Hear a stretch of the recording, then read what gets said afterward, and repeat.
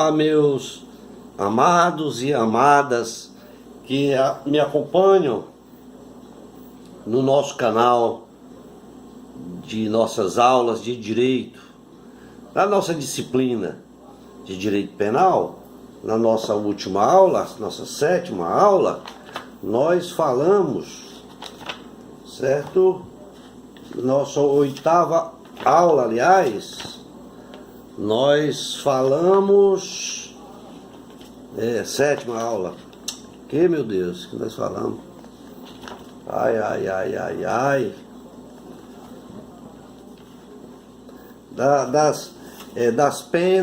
das penas, nós falamos das penas privativas de liberdade, das penas e do concurso de pessoa, tá certo? Nós falamos especialmente das espécies de penas, tá? E agora nessa nossa oitava aula nós iremos falar da cominação das penas. Da cominação das penas prevista no artigo 53 a 58 do CPC e da aplicação das penas que está no artigo 59 a 69 do Código Penal. A cominação das penas, a cominação e a imposição das penas pela lei e no Código Penal, nos seus artigos de 53 a 58, elas determinam regras a respeito da cominação das penas e por esta razão a pena cominada é aquela que a lei prevê como sanção para determinado comportamento e que tem a atenção para a individualização da pena, a qual deverá ser capaz de alcançar os fins preventivos e repressivos a que se destina. Na aplicação da pena, deve-se levar em consideração três fases que irão subsidiar, tá, a própria aplicação da pena. Quais são elas a fixação da pena base, a apuração das circunstâncias e as circunstâncias atenuantes e agravantes e as causas de aumento e diminuição da pena, tendo aí como limite o máximo e o mínimo estabelecido em cada tipo incriminador. Dentre as penas cominadas do Código Penal, devemos observar o seguinte, certo? Primeiro, no artigo 53, que diz que as penas privativas de liberdade têm seus limites estabelecidos na sanção correspondente a cada tipo penal de crime, certo? Na pena restritiva de direito, no artigo 54, diz que as penas restritivas de direitos são aplicáveis independentemente de cominação na parte especial, em substituição à pena privativa de liberdade, fixada em quantidade inferior a 1 ano ou nos crimes culposos. Certo? No seu artigo 55, ele diz que as penas, fala das penas restritivas de direito, certo? As penas restritivas de direito, referidas nos incisos 3, 4 e 5 e 6 do artigo 43, que está lá, as penas, terão as mesmas duração da pena privativa de liberdade, substituída, ressalvado o disposto no parágrafo 4º do artigo 46. Tá? No artigo 56 fala das penas de interdição. As penas de interdição previstas no inciso 1, 2 do artigo 47 deste Código aplicam-se para todo crime cometido no exercício da profissão, atividade, ofício, cargo ou função, sempre que houver violação dos deveres que eles são inerentes. No seu artigo 57, fala da interdição, que é prevista, a pena de interdição prevista no inciso 3 do artigo 47 deste Código aplica-se aos crimes culposos de trânsito. Aí vai falar do crime de trânsito, tá? E também da pena de multa, que está no artigo 58 do Código Penal. A multa prevista em cada tipo legal de crime tem os limites fixados no artigo 49 e seus parágrafos deste código. Tá? Parágrafo único. A multa prevista no parágrafo único do artigo 44 e no parágrafo 2º do artigo 60 deste código aplica-se independentemente de combinação da parte especial. Só não falamos até agora do artigo 60, mas todos os outros nós já falamos, né? Então, tais previsões, elas se fazem necessário conhecer a sua aplicação e entender cada uma individualmente. É o que iremos fazer agora. Então, a aplicação das penas dentre as combinadas, certo? Para entendimento da individualização da pena, se faz necessário entender os princípios, regras constitucionais e legais, certo? Para permitir que o aplicador estabeleça uma sanção penal levando em consideração cada caso concreto, para que possa alcançar os fins previstos e repressivos a que se destina. Tá? Estas modalidades, esta modalidade penal, tá certo? Está prevista no artigo 59 do Código Penal, que diz: o juiz, atendendo a culpabilidade,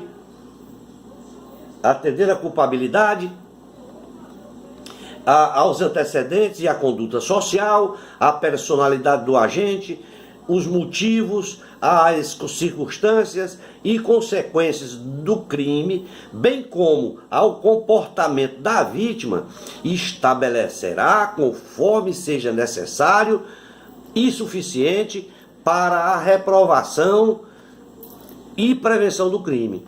No seu inciso primeiro, diz que as penas aplicáveis dentre as cominadas. Dentre essas penas cominadas, as passíveis de aplicação, ela encontra previsão legal também no artigo 5º, inciso 46, certo? Da Constituição Federal, na letra A a E do artigo 46 da Constituição Federal, tá? E também no artigo 32, parágrafo 1, 2 e 3 do Código Penal, do qual nós já falamos. Todos esses artigos, ele tem como função dar subsídios ao controle social e proteger os bens considerados essenciais à vida harmônica em sociedade. Tá? Para a justiça, a natureza quantitativa da pena somente se apresenta quando a combinação prevista no tipo penal incriminador indicar que a punição para a conduta proibida possa ser feita através de aplicação alternativa da pena privativa de liberdade ou de multa, e que, se a combinação do tipo for simples ou cumulativa, não existe faculdade de escolha da qualidade da pena pelo magistrado. Senão, vejamos, como exemplo, se alguém expõe por meio de relação sexual ou qualquer ato libidinoso, expõe a contágio de moléstia venéreas, de que sabe ou deve saber que está contaminado, isso está previsto no artigo 130 do Código Penal, tá? Ele tem como pena aí a detenção de 3 meses a 1 ano. E se a intenção do agente é transmitir a moléstia, a pena é aumentada para reclusão atentem bem, para reclusão agora, de 1 a 4 anos e multa. Neste caso, possui aí 3 figuras, certo? O agente que sabe que está contaminado, que devia saber da contaminação, e a intenção de transmitir a moléstia. Neste caso, o magistrado, certo, tem a faculdade de escolher entre a pena privativa de liberdade e a de multa.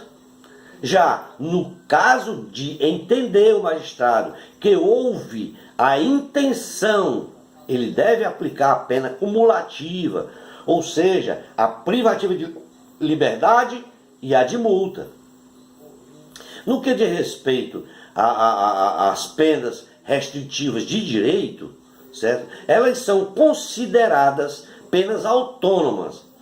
Isto porque elas são de natureza substitutivas e são cominadas diretamente pelo seu tipo penal, de modo que o magistrado não pode optar por esta pena antes de cominar a outra, certo? Quando se fala de penas privativas de liberdade, certo? Neste caso tem-se a ideia da pena que é a de que a prisão deve promover custódia do condenado, neutralizando-o através de um sistema de segurança, no qual aí, nesse momento, se esgota o sentido, vai estar previsto aí o sentido retributivo da pena, certo? Que é, ao mesmo tempo, certo, a ressocialização através de um tratamento, tá? E essa pena, ela tem como objetivo a reintegração do infrator à sociedade. No entanto, o que a gente observa hoje é o fracasso total do sistema penitenciário e prisional, como meio-fim de ressocialização. Isso é público e notório, é só visitar os presídios, você vai ver como funcionam, né?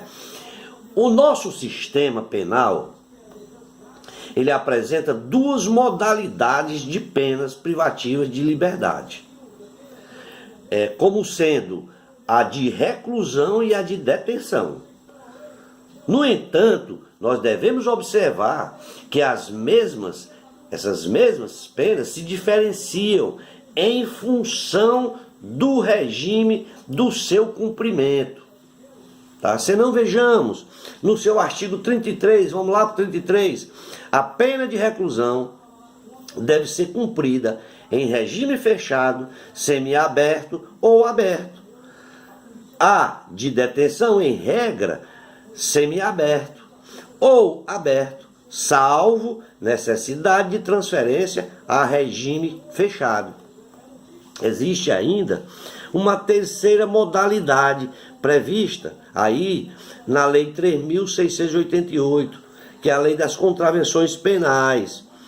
Devemos ver isso aí lá no seu artigo 5º, inciso 1º desse decreto-lei, certo? Decreto-Lei 3.688 de 1941, que trata das contravenções penais. No seu artigo 5º ele diz que as penas principais, inciso 1, é a prisão simples. A aplicação das penas privativas de liberdade, de acordo com a determinação do artigo 75 do Código Penal, ela diz lá que não pode ser superior a 30 anos, tá bom? Esse dispositivo, ele tem por objetivo evitar que uma pena aplicada, ele venha a se transformar em pena perpétua, tá? É só esse sentido que tem esse artigo 75. Da aplicação da pena, tá? Que vem a tratar no artigo 59, lá do 59 que nós citamos.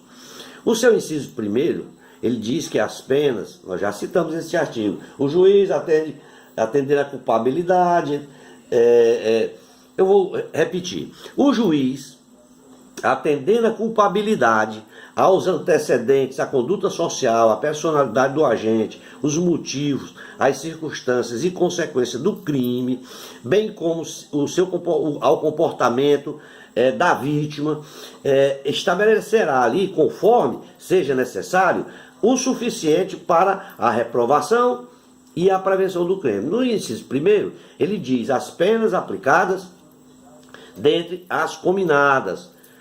O segundo diz a quantidade de pena aplicável dentro dos limites previstos.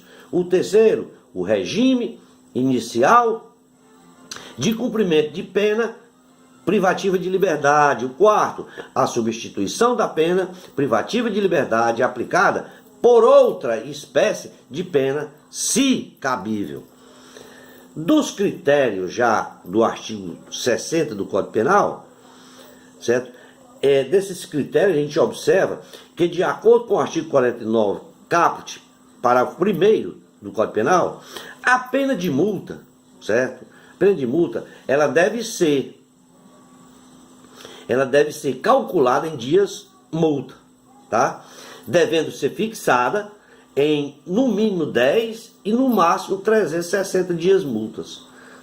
Nós já falamos disto em aula anterior. E que não pode ser inferior a 1/30 do maior salário mínimo mensal ao tempo do fato, e nem superior a 5 vezes a esse salário.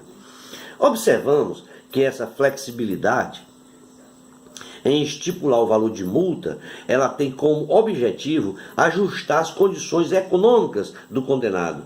Não esquecendo que aí existe também a possibilidade de substituição da pena privativa de liberdade pela multa, tá? E em algumas situações específicas, conforme dispõe o parágrafo 2º do próprio artigo 60, tá? No seu artigo 60 ele diz assim: na fixação da pena de multa, o juiz deve atender principalmente à situação econômica do réu.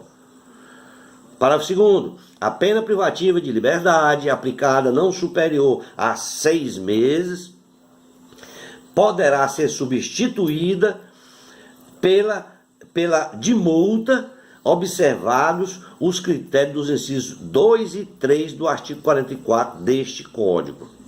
Já no artigo 44, para a gente entender melhor, ele diz assim, ó: as penas restritivas de direito são autônomas e substituem as privativas de liberdade quando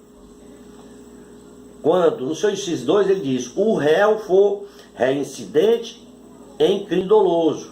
No 3 ele diz: a culpabilidade, os antecedentes e a conduta social e a personalidade do condenado, bem como os motivos e as circunstâncias indicarem que essa substituição seja suficiente. No que tange aí ao pagamento da pena de multa, disposto no artigo 50 do Código Penal, em princípio deverá ela ser paga em 10 dias após o trânsito em julgado da sentença condenatória. E também ele atende e diz que deve ser permitido seu pagamento, seu parcelamento, seu pagamento através de parcelas, tá? E que também, após o trânsito em julgado da sentença e a multa não for paga, ela será aplicada a legislação relativa à dívida pública. Aí ela vai ser cobrada pela própria Fazenda Pública, conforme previsto no artigo 51 do Código Penal, que diz: artigo 51, transitado em julgado a sentença condenatória, a multa será dividida de valor, aplicando-se aí as normas da legislação relativa à dívida ativa da Fazenda Pública, inclusive no que concerne as causas interruptivas e suspensivas da prescrição, tá bom? Nas circunstâncias agravantes, certas agravantes, que está previsto no artigo 61 a 64 do Código Penal, as agravantes, elas são circunstâncias legais e com previsão na parte geral do Código Penal, possibilitando que o juiz eleve a pena quando ela se agrava ou aplique moderadamente quando ela se atenua, né? Contudo, esta deverá manter-se dentro dos limites mínimos e máximos previstos no tipo penal incriminador, tá? Essas circunstâncias agravantes, no caso, somente serão aplicadas quando não constituírem ser elemento do crime ou não os qualifique. Caso contrário, ele vai ser tipificado como crime. As circunstâncias agravantes, elas estão previstas no artigo 61 do Código Penal e ainda também no artigo 62, que dispõe acerca das agravantes relacionadas com o concurso de pessoa. Ambos em rol restrito, ali tem as restrições. Já as atenuantes, certo? Que são também chamadas de circunstâncias legais e atuam no cálculo da pena após a fixação da pena.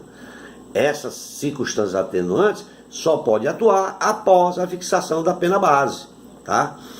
Quanto ao elemento volativo, pode-se afirmar que, consoante doutrinas majoritárias, somente a reincidência prevista no artigo 61, inciso 1, é passível da aplicação aos delitos dolosos e culposos indistintamente. As demais circunstâncias previstas no artigo 61, inciso 2 do Código Penal, somente encontram cenário, só encontram princípio ali para a aplicação quando se tratar de crimes dolosos, por absoluta incompatibilidade com o delito culposo. O doloso é incompatível com o culposo, tá? Cujo resultado aí, ele é sempre involuntário. O crime culposo, ele é sempre involuntário, né?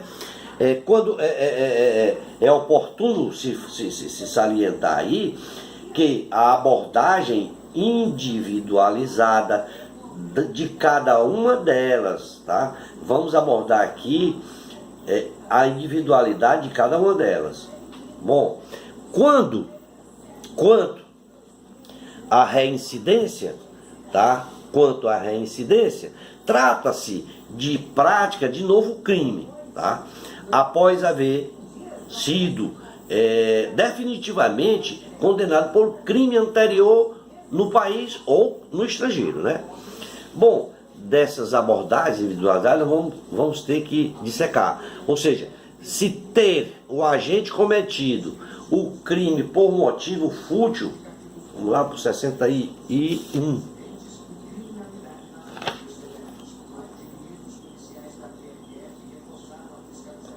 Se ter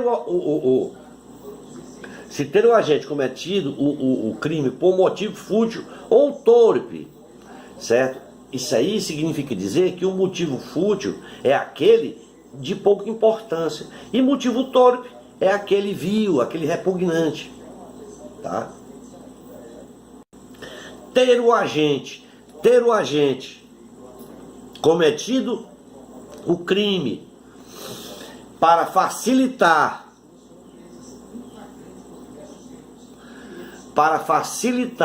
ou assegurar, está lá na letra B do inciso 2 do artigo 61, tá? Ter o agente cometido o crime para facilitar ou assegurar a execução, a ocultação, a imputabilidade ou vantagem de outro crime, neste caso, ele deve haver uma conexão entre os demais crimes, tá? Ter o agente cometido o crime, a traição, emboscada, ou mediante dissimulação, ou outro, está na letra C. Letra C do inciso 2 do artigo 61. Ter o agente cometido o crime, a traição, por emboscada, ou mediante dissimulação, ou outro recurso que dificultou ou tornou impossível a defesa do ofendido, certo? Estas são circunstâncias, tá? Aplicadas quando a vítima for surpreendido, a traição, quando ocorre aí, porque o agente usa da confiança a ele depositado, pela vítima para praticar o delito, a emboscada e a tocaia, ou seja, quando o agente aguarda, é escondido para praticar o delito e, por fim, na dissimulação, o agente utiliza-se de artifício para se aproximar da vítima. Ter o agente cometido o crime com emprego de veneno, fogo, explosivo, tortura ou outro meio ardiloso ou cruel, ou de que podia resultar perigo comum, aí se refere-se ao meio empregado para a prática delituosa, certo? A tortura, ou meio cruel, que é aquele que causa imenso sofrimento físico, moral à vítima. Meio ardiloso é aquele que usa de fraude ou armadilha. E por fim, o perigo comum, que é o que coloca em risco um número indeterminado de pessoas. Ter o agente cometido crime contra ascendente, descendente, irmão ou cônjuge, aí abrange qualquer forma de parentesco, independentemente de ser legítimo, ilegítimo, consanguíneo ou civil. Ter o agente cometido crime com abuso de autoridade, ou prevalecendo-se de relação doméstica, de coabitação ou de hospitalidade, ou com violência contra a mulher na forma da lei.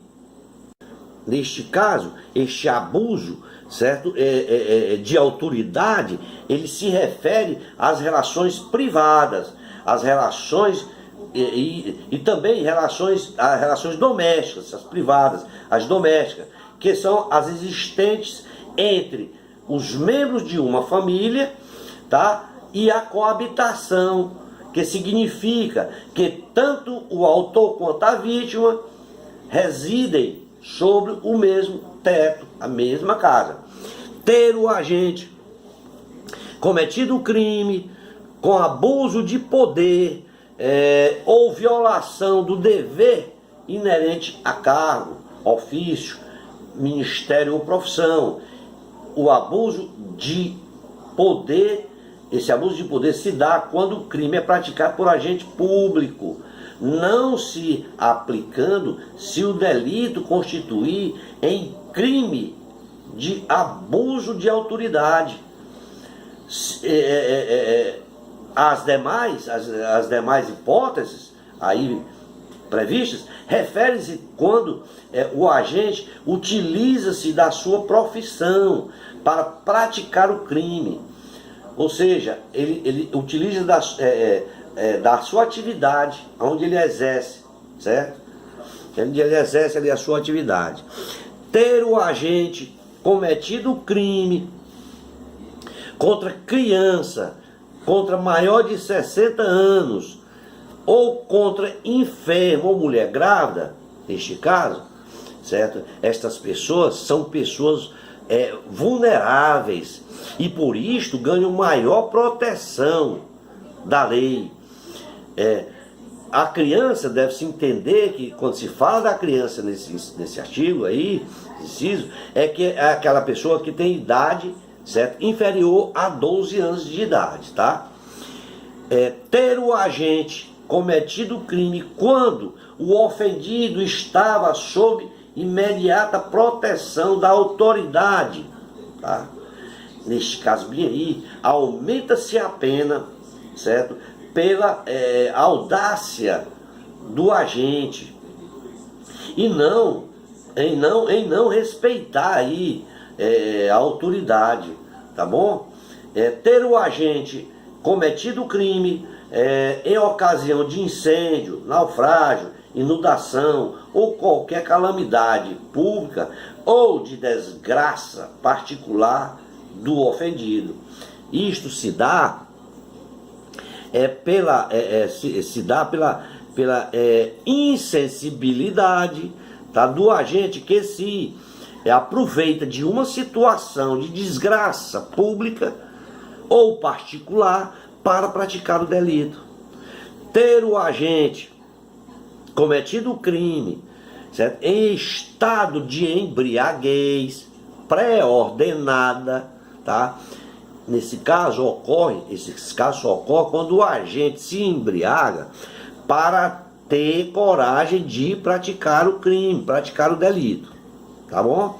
Bom, das circunstâncias agravantes do concurso de pessoas, previsto no artigo 62, certo? Ele dispõe que a pena será agravada em relação ao agente que promover ou organizar a cooperação no crime ou dirigir a atividade dos demais agentes. Inciso 2. Coage ou induz outra execução material do crime. Inciso 3. Instiga ou determina a cometer o crime alguém sujeito à sua autoridade ou não punível em virtude de condição ou qualidade pessoal. Inciso 4. Executa o crime ou nele participa mediante paga ou promessa de recompensa. Bom, no que diz respeito ao inciso 1 do referido artigo, a lei, ela entende que a punição seja aplicada com mais rigor, porque ao autor intelectual da empreitada, tá? É aquele que promove, organiza ou dirige, tá, a atividade dos demais codelinquentes, né, no caso. No caso do inciso 2, ela é aumentada esta pena, tendo em vista de quem coage irresistivelmente ou não outra pessoa pratica um crime, ou mesmo ela induzir significa incitar, tá? Incitar a pessoa, ou, certo, ou incitar outra pessoa a executar um delito, tá certo? No caso do inciso 4, aí é incluída a vantagem, certo, de qualquer natureza, e incide ainda que a promessa não seja efetivamente cumprida. Passamos ao artigo 65, que fala das circunstâncias atenuantes. Tais circunstâncias têm caráter objetivo ou subjetivo, tá? Muito embora não interfiram no tipo a que vai possibilitar a atenuação da pena, não se desprezando também o artigo 66, que abre espaço para possibilitar a aplicação das minorantes, tá bom? As circunstâncias que atenuam estão previstas no artigo 65. Inciso 1. Ser o agente menor de 21 anos na data do fato ou maior de 70 anos na data da sentença. 2. O desconhecimento da lei. O 3. Ter o agente A. cometido o crime por motivo de relevante valor social ou moral. B. Procurado por sua espontânea vontade e com eficiência, logo após o crime, evitar-lhe ou minorar-lhe as consequências. Ou T. Antes do julgamento, reparado o dano, no caso de dano. C. Cometido o crime sob coação a que podia resistir ou em cumprimento de ordem de autoridade superior ou sob influência de violenta emoção provocada por ato injusto da vítima. A letra D diz ter confessado espontaneamente perante a autoridade a autoria do crime. Cometido o crime sob influência de multidão, em tumulto, ou se não o provocou, tá? De acordo com o artigo 66 do Código Penal, A pena, ela poderá ser ainda atenuada em razão de circunstâncias relevantes anterior ou posterior ao crime, embora não prevista expressamente em lei, tá? No caso de concurso de pessoa, no artigo 67, que diz, no concurso de pessoa, no concurso de agravantes, concurso de pessoa não, são circunstâncias, no concurso das circunstâncias, certo? Atenuantes e agravantes, concurso de pessoa, das circunstâncias, atenuantes e agravantes. No seu artigo 67, diz, no concurso de agravante e atenuantes, a pena deve se aproximar-se do limite indicado pelas circunstâncias preponderantes, entendendo-se como tais as que resultem dos motivos determinantes do crime, da personalidade do agente e da reincidência, tá? De acordo com o referido artigo 67, quando ocorre concurso de circunstâncias agravantes e atenuantes, deve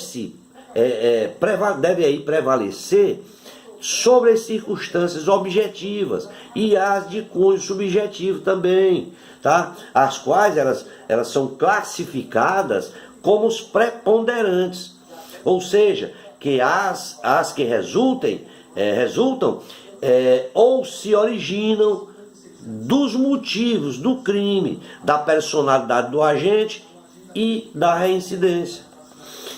Já no cálculo da pena, no artigo 68, estas causas de aumento e diminuição, elas são fatores de acréscimo ou de redução de pena.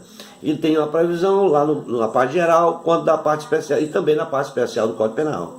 Elas não podem ser confundidas com circunstâncias agravantes ou atenuantes. Elas são consideradas lá na terceira fase da fixação da pena. No parágrafo 68, ele dispõe que se ocorrer o concurso de causas de diminuição e de aumento previsto na parte especial, deverá o juiz limitar-se a uma só diminuição e a um só aumento, prevalecendo então a que mais aumente ou a que mais diminua. No caso de ocorrer uma causa de aumento da pena na parte especial e outra na parte geral, poderá o magistrado aí aplicar ambas as penas, posto que a lei se refere somente ao concurso das causas previstas na parte especial e não na parte geral. Ficamos por aqui, certo? Na nossa próxima aula, nós falaremos da suspensão condicional da pena. Será a nossa 9ª aula e teremos o maior prazer de procurar, certo? Passar para todos vocês o que diz respeito à suspensão condicional da pena. Obrigado e até a próxima aula.